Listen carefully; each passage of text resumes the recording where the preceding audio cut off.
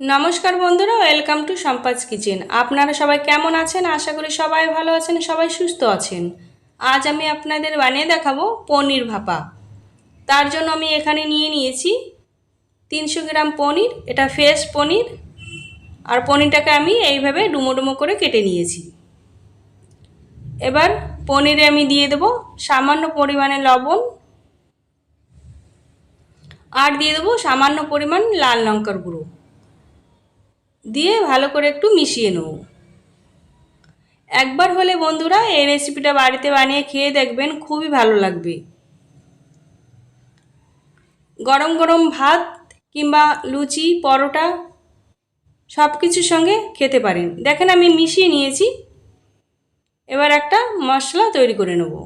একটা mixture jar নিয়ে নিয়েছি, আর দিয়ে দেবো 2 চামচ হলুদ সরষে, আর দিয়ে দেবো 1 চামচ পোস্ত,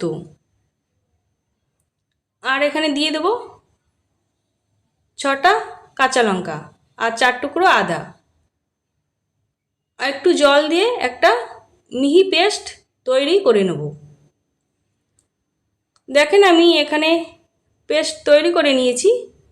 এবার একটা প্যান বসিয়ে দেব, দিয়ে দেব সামান্য সর্ষের তেল, দিয়ে নাড়াচাড়া করে আর দিয়ে দেব লবণ আর লঙ্কার গুঁড়ো মাখানো পনিরটা দিয়ে হালকা নাড়িয়ে নেব।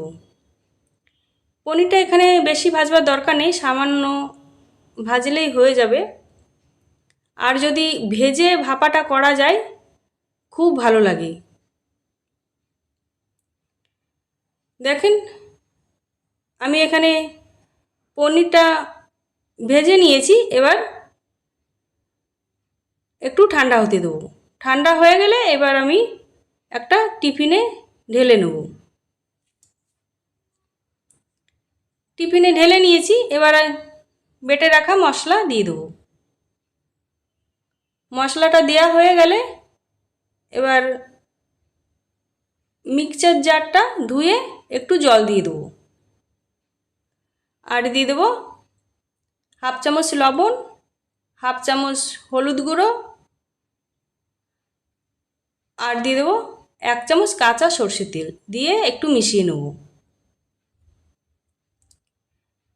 মেশানো হয়ে গেলে এবার দিয়ে দেবো 3টে চেরা কাঁচা লঙ্কা, দিয়ে আবার একটু মিশিয়ে নেব। দেখেন আমি মিশিয়ে নিয়েছি। এবার একটা কড়াই বসিয়ে দিয়েছি, দিয়ে দেবো জল, পরিমাণ মতন জল দিয়ে দেবো। জলটা দিয়ে আমার কাছে এরকম একটা স্টান আছে, তাই আমি এই স্টানটা দিয়ে দিয়েছি। টিফিন বাটিটা বসিয়ে দেবো। বসিয়ে দিয়ে এবার ঢাকা দিয়ে হতে দেবো 10 মিনিট। 10 মিনিট পর ফিরে এলাম। ঢাকাটা খুলে টিফিন বাটিটা তুলে নেব। তুলে নিয়েই দেখেন ঢাকাটা খুললাম, কত সুন্দর হয়েছে। দেখেন আমার এই রেসিপি যদি আপনাদের ভালো লেগে থাকে, লাইক, কমেন্ট, শেয়ার, সাবস্ক্রাইব করে আমার পাশে থাকবেন। ভালো থাকবেন, সুস্থ থাকবেন, সাবধানে থাকবেন। আবার চলে আসবেন।